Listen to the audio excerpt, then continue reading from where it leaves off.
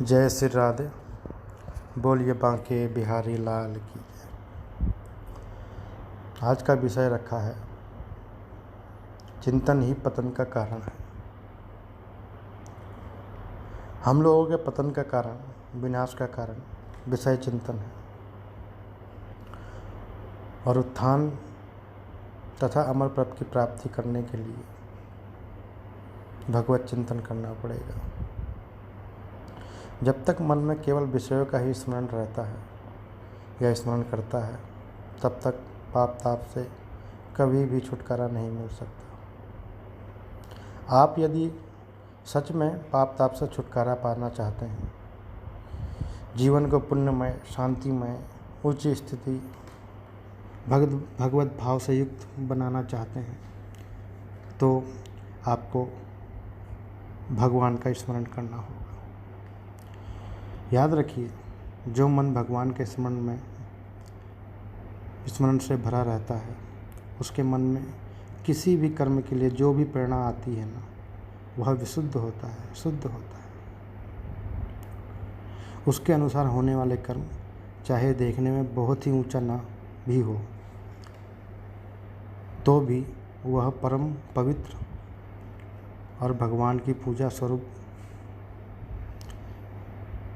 युद्ध जैसा कर्म भी भगवत प्राप्ति हेतु होता है, यदि यह भगवान के स्मरण से युक्त हो। इसीलिए तो भगवान ने अर्जुन से कहा, तुम सदा सर्वदा मेरा स्मरण करते हुए युद्ध करो। भगवान का स्मरण करते होते और जब भगवान में ऐसा आकर्षण हो जाएगा जैसे विषय वस्तुओं में हम लोगों का होता है, तब स्मरण अपने आप ही ठाकुर जी का आने लग जाएगा। स्मरण में आनंद का अनुभव होने लग जाएगा। जब तक वैसा नहीं होता, तब तक भगवान के गुण, प्रभाव, लीला, नाम आदि सुन करके उसमें मन लगाते रहो, प्रयास करते रहो। अभी आपकी चित्तवृत्ति व्यभिचारिणी हो सकती है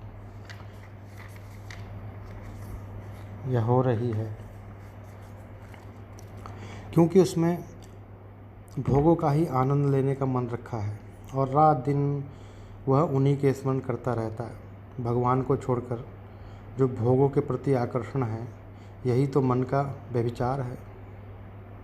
इसी से तो वह भगवान के प्रति खींचता नहीं है। मन भगवान की ओर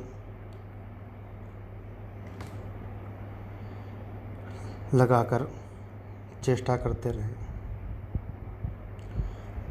मन को भगवान में लगाने की चेष्टा करते रहे। उसके लिए भगवान के गुणों का सुनना, उनके नामों का कीर्तन करना, उनके मंगल गायन करना, भगवान का कथा सुनना, उसके मंगलमय मूर्ति का ध्यान करना और उनके भक्तों का संग करिए। उनके महात्म्य को प्रकट करने वाले जो ग्रंथ हैं, उनको बार बार पढ़िए।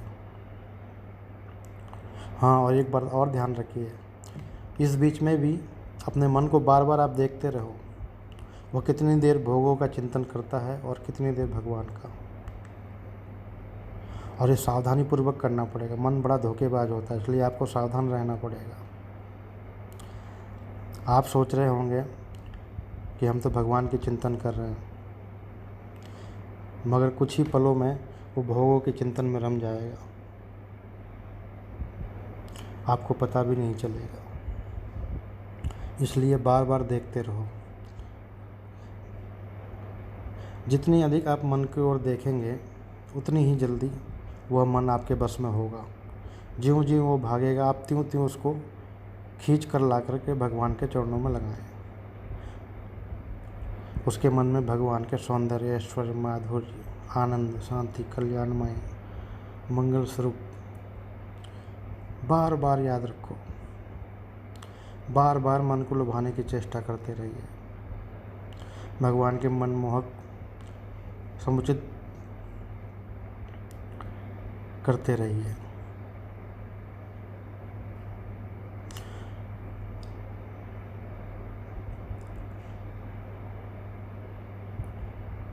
अज्ञात शत्रु उसको विष मिले हुए लड्डू जिस प्रकार देते हैं, उसी प्रकार हमारा मन भी एक अज्ञात शत्रु की तरह है, क्योंकि वो भी बार बार विषयों में जाता है। जिस दिन आपका मन भगवान का मासूक बन जाएगा